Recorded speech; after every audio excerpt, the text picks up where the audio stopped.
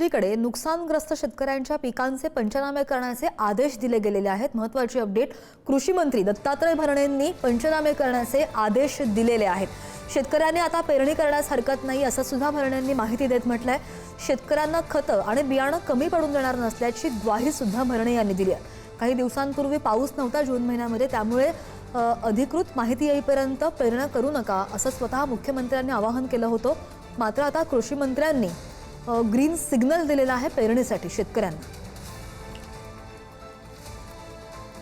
आता प्रचंड प्रमाणात पाऊस पडतोय आणि या पावसामुळे काही ठिकाणी आनंदाचं वातावरण झालेलं आहे, तर काही ठिकाणी पिकांचं नुकसान देखील झालेलं आहे। राज्याचे कृषी मंत्री दत्तात्रय भरणे आज आपल्या पुढारी न्यूज बरोबर आहेत। मामा नमस्कार, नेमकी काय परिस्थिती राज्यामध्ये? राज्यामध्ये आता पाऊस सगळीकडे सुरू झालेला आहे। काही ठिकाणी पाऊस ज्यादा पडतोय। मुंबई, कोकण, आता पुण्यामध्ये पुण्याच्या धरण साखळी पद्धतीमध्ये पाऊस चांगला पडतोय। आज साधारणतः आपल्या सगळ्यांच्या माहितीसाठी सांगतो की पाऊस पडले ही शेतकऱ्यांसाठी एक समाधानाची बाब आहे। साधारणतः राज्यामध्ये आज दुपारपर्यंतचा आकडा आहे की आपल्या येणाऱ्या कालच्या 17 दिवसामध्ये साधारणतः 263 मिलीमीटर पावसाची नोंद झालेली आहे आणि 9 तालुक्यामध्ये सरासरीच्या तुलनेमध्ये 25% कमी पाऊस राज्यामध्ये पडलेला आहे।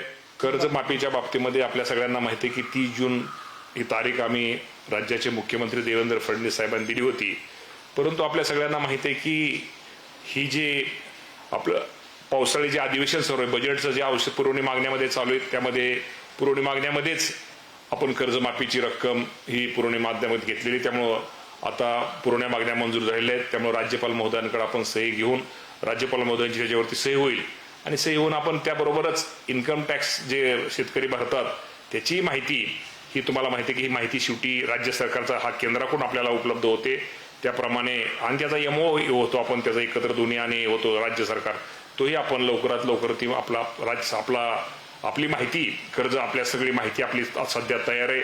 आपण लगेच ती आपल्याला राज्यपाल महोदयांची सही झाल्यानंतर आणि इन्कम टॅक्स शेतकऱ्यांची आपल्याला माहिती मिळाल्यानंतर ताबडतोब त्या बाबतीमध्ये रक्कम आपण माझ्या कर्जमाफीची रक्कम ही शेतकऱ्यांच्या खात्यामध्ये आपण थेट जमा करणार आहोत। कॅमेरामन सचिन कांबळेसह दिगंबर दराडे, पुढारी न्यूज, पुणे।